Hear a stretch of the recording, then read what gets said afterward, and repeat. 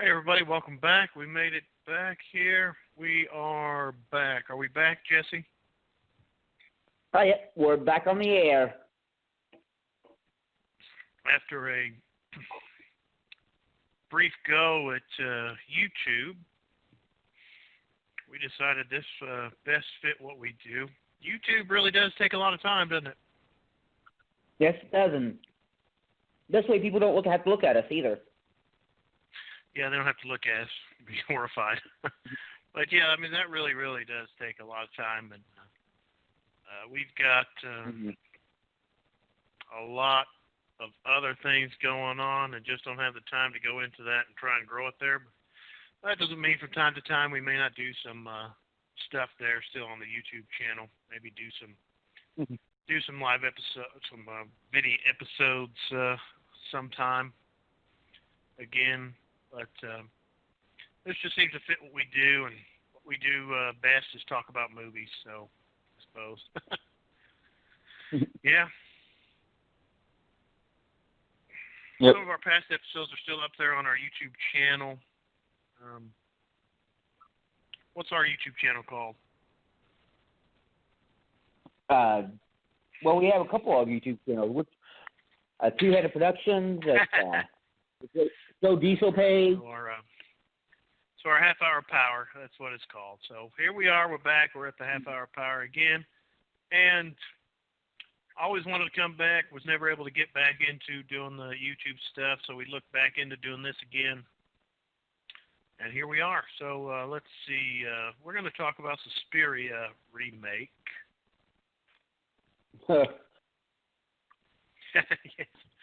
Yeah, so been hearing for years off and on they're going to redo this, they're going to remake this, they're going to redo it. It's like, no, they shouldn't do it.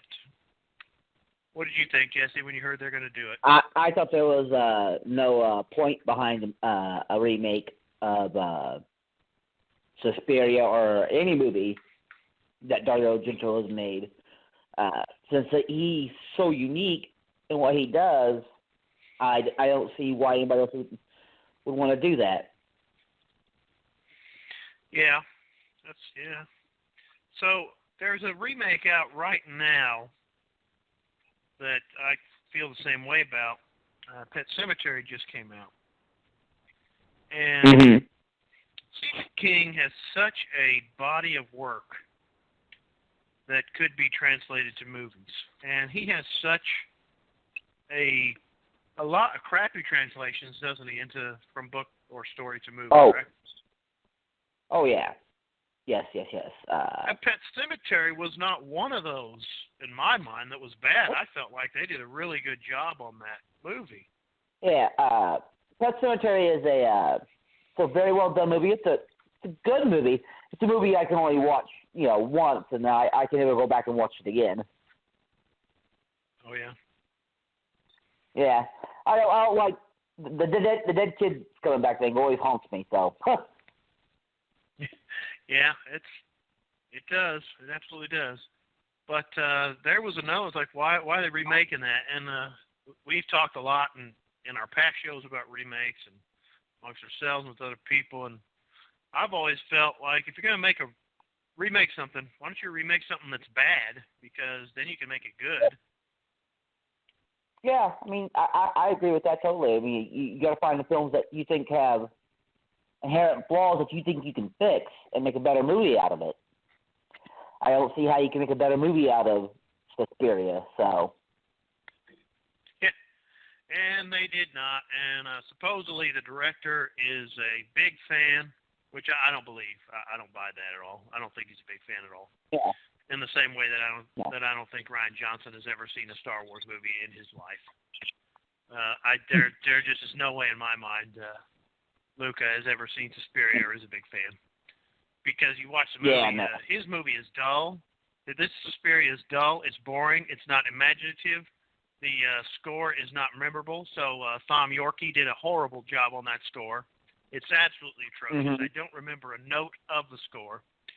The camera work and the cinematography is uninspired. The sets are disgustingly boring and drab. There is nothing special about this movie at all.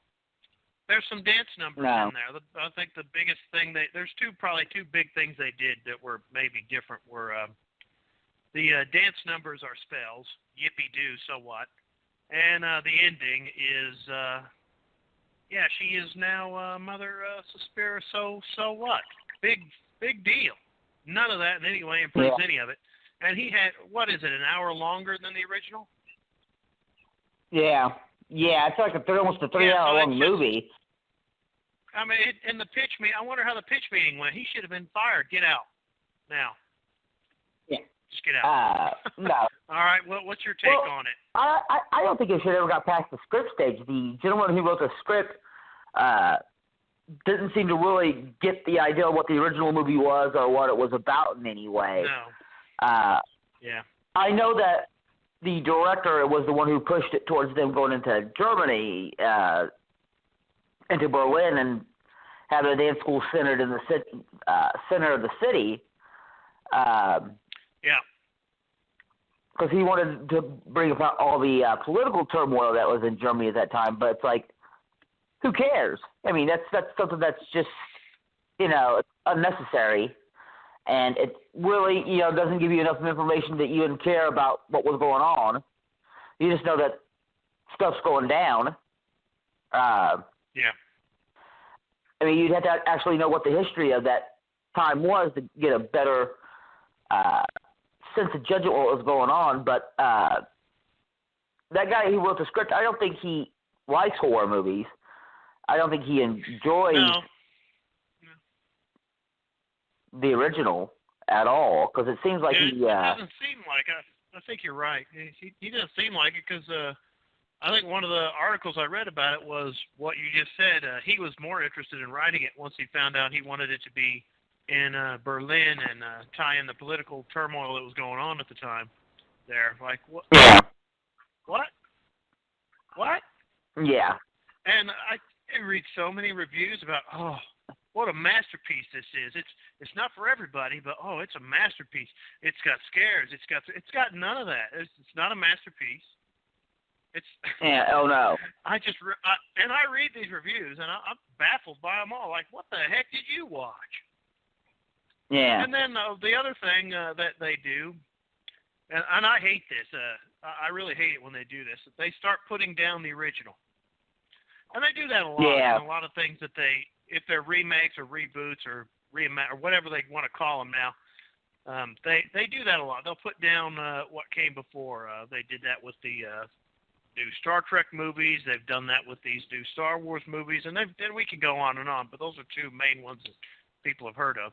They did this with this one. They go, well, Dario didn't really have a story in that. There was nothing there. It was just kind of blah, blah, blah, blah. Like, that was not the point of the movie, number one. Yeah. Most of his movies are supposed to be surreal, waking nightmares, is what they're supposed to be.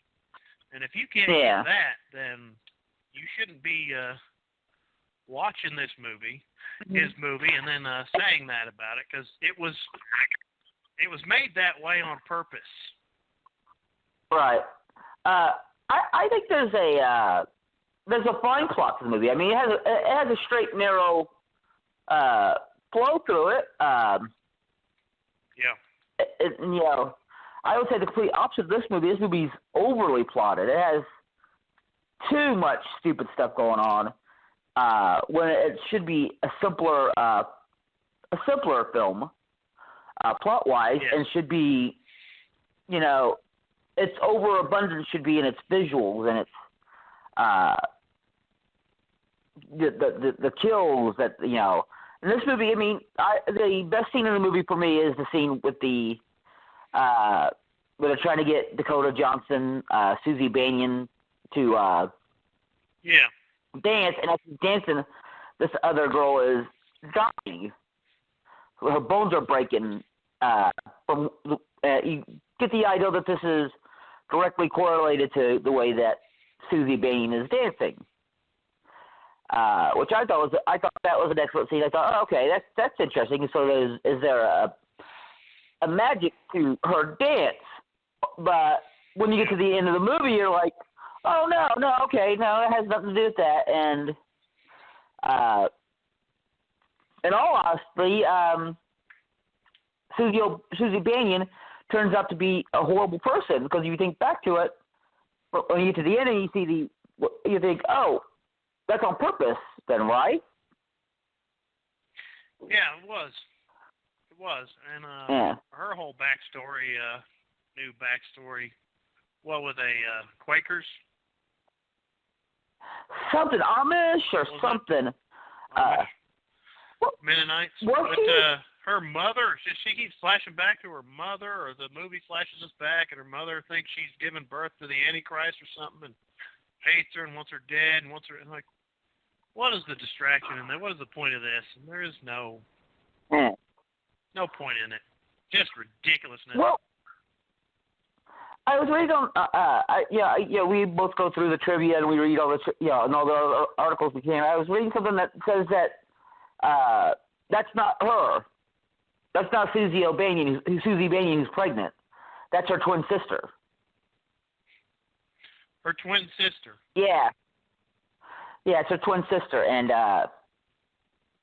and she just plays both roles, of course. But it's that whole Ohio thing, or wherever they were. So I believe she says she's from Ohio. So those things in Ohio are rather dumb, and you don't get any idea of what's going on. There's really the backstory is like more of what the original movie was, which is a nightmare that you only see glimpses of. But when you get to the end of the movie, you get to the end of the movie, they mean nothing, because she was never that person, really, you know. Mm-hmm. So I think the movie is rather dumb. I think I think it misses the entire point of the things that it tries to nail home.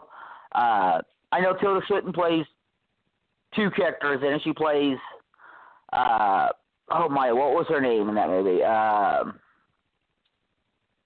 Oh shoot, can't remember what her name was.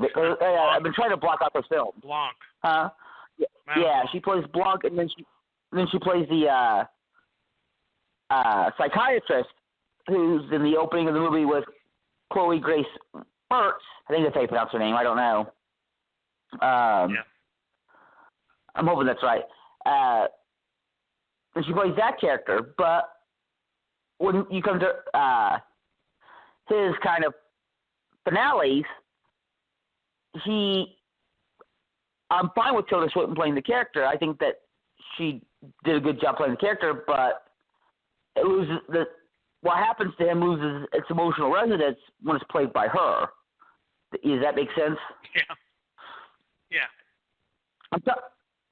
It'd be easier to explain if I could give away the plot, but I'm not going to give away the plot because I want everybody to suffer. Oh, give away the plot. Do it. Give it away. Yeah. I want people to suffer through the plot just like I had to. If they haven't seen it by now, then, it's been out for a while. We took a while to get back into it, so. Because, in the scene that I'm talking about, the witches are kind of trying to degrade the male, this man. They're trying to degrade his and but you're like, okay, that's fine, but it's not. We know, that it's not a male. We know it's not. We know it's Tilda Swinton, and it should be, it should be if you're going to have that metaphor in there, it should be played by a dude. I just didn't see a point in having her do that. Okay, she's playing why? Okay. Yeah. Oh. Well, we wanted to be older. Well, then just bring Oda Kerr back. So what? Yeah, that would have been a great role to be played by Udo Kerr. The reason they say that the director says that he had Tilda Swinton play it is because they both decided that a movie that was centering on women, it felt right to have a woman also play the principal male character. That doesn't make any sense. That makes no sense whatsoever. It makes zero sense. Does that make sense to you? It makes no sense to me. I mean, there are male characters in the movie besides the doctor, the two police officers who show up to investigate the what happened to Chloe Mertz's character. So, but yeah, I mean, there's nothing about the film that I enjoyed besides that one scene. Yeah, I mean, she did a good job playing the guy, but I don't see what the point of it was. It just didn't make any sense. Okay, we're gonna try to. I'm gonna see if this works. We're gonna try to go to our sponsor of this comeback show. Let's see how this goes.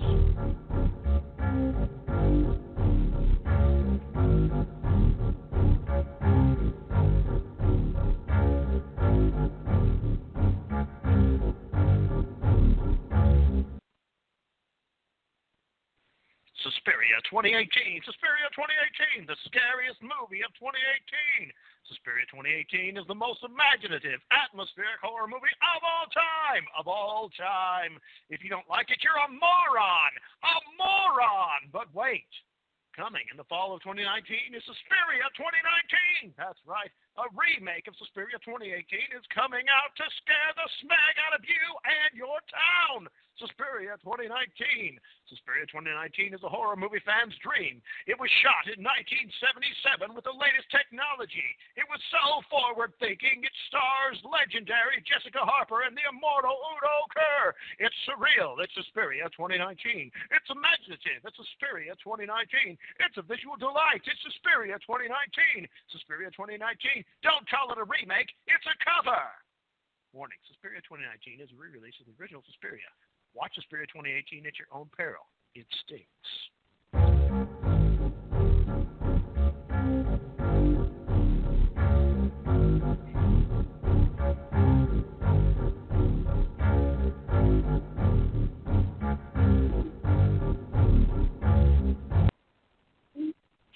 All right, made it. It made it in time. That's good. I wasn't sure that was going to be uploaded in time.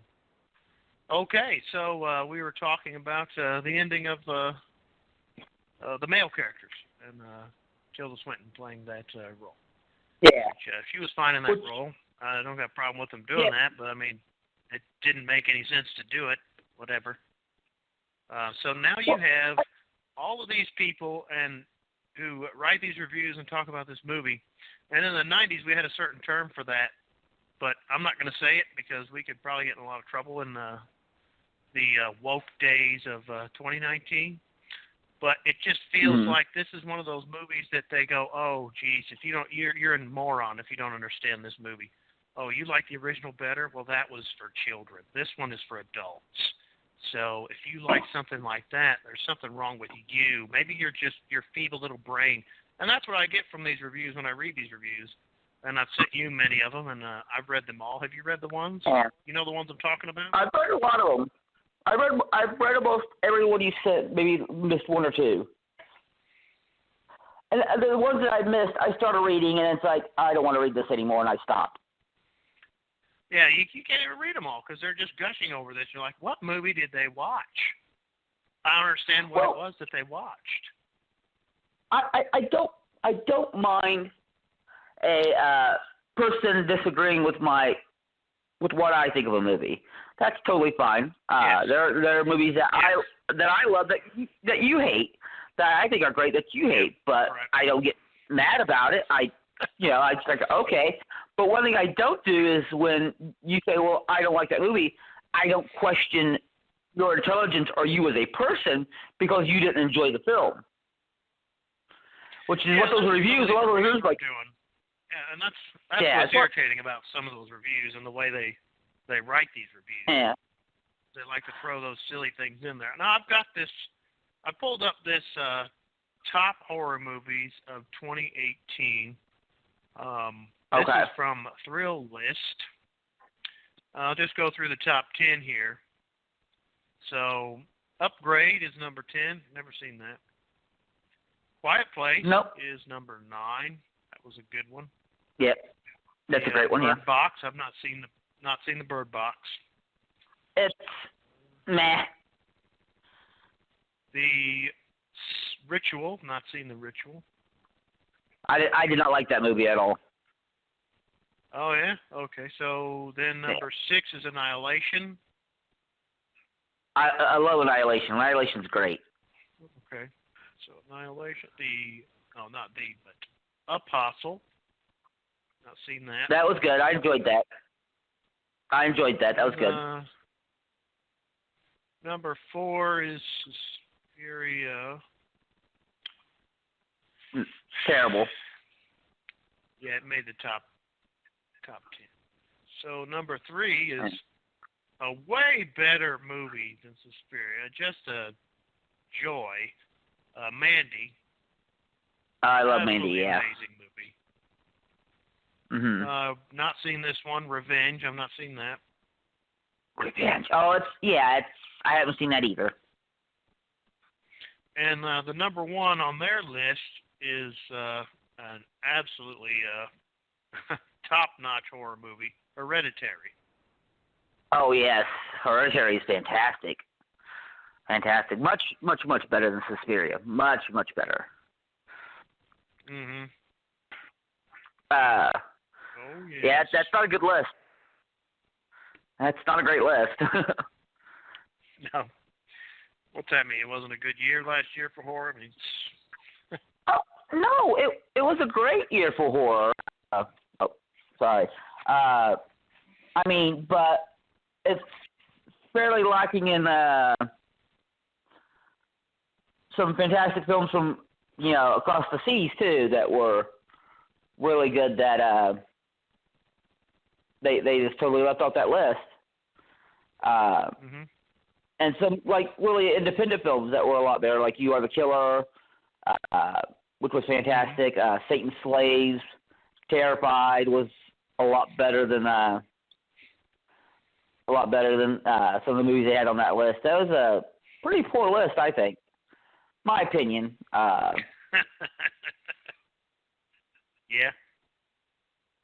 So that's now the other thing they keep talking about, the other articles I keep seeing up, is how great the score is and how great Thom Yorke did.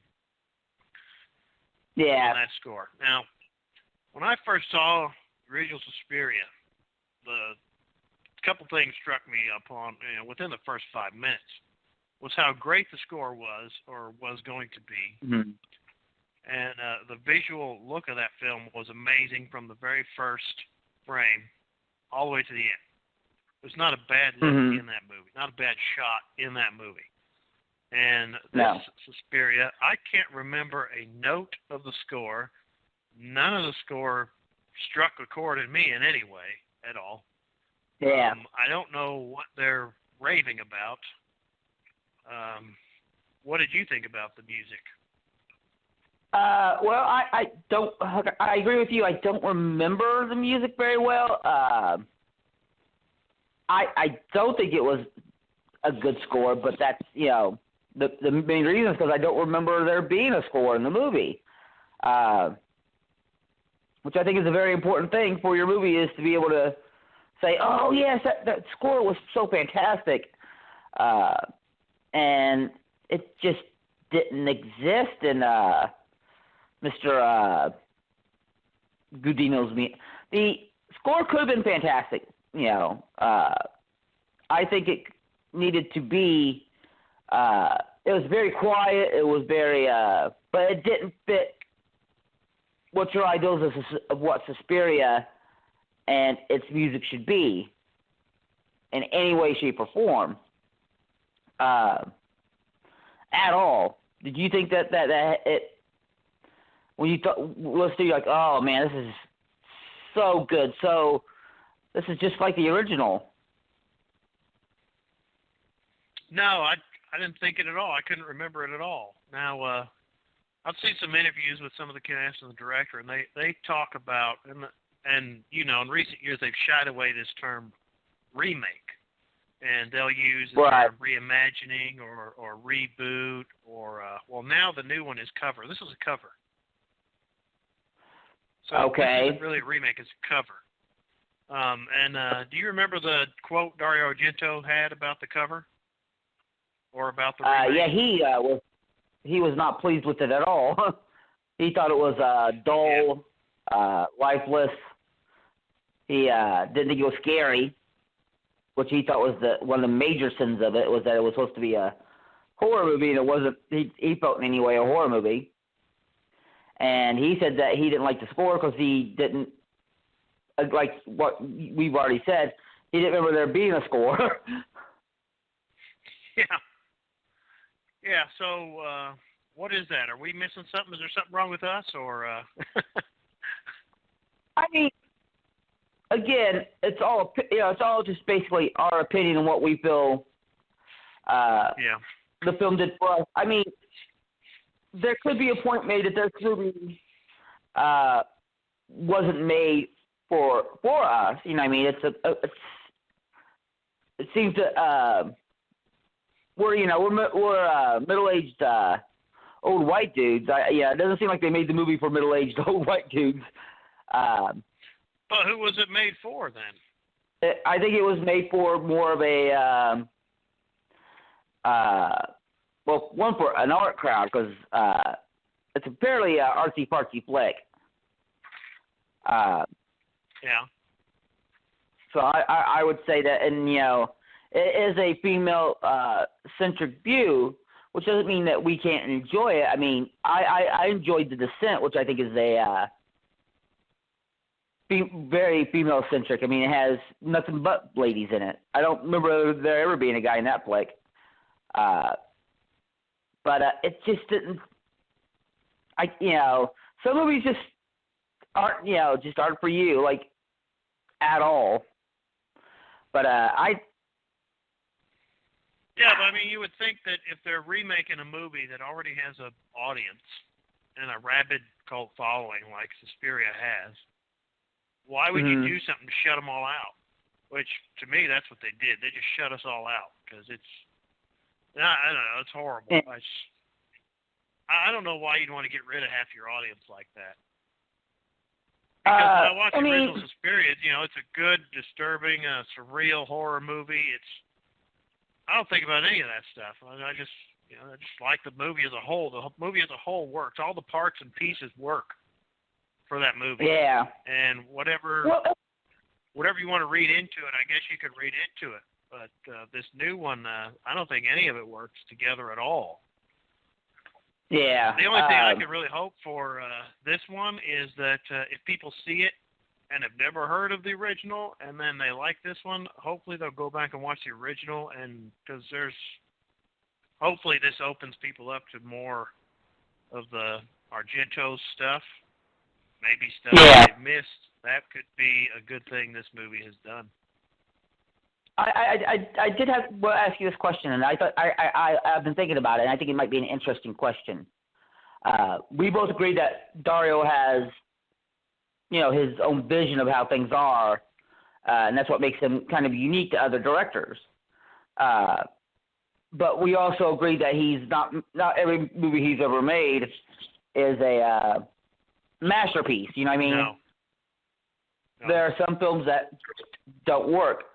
But if you had to pick a Dario Argento film to remake that you think that could stand to, have a remake, which one would you do? The one that comes to mind would be The Card Player. Card Player, is that bad? I have not yet. I think I've yet to see that film. Yeah, I mean, it's got an interesting premise, and it's not executed well, I didn't think. But we are out of time here, so okay, we'll be back next time. So hopefully you enjoyed that and enjoy us coming back. So we'll see you next time.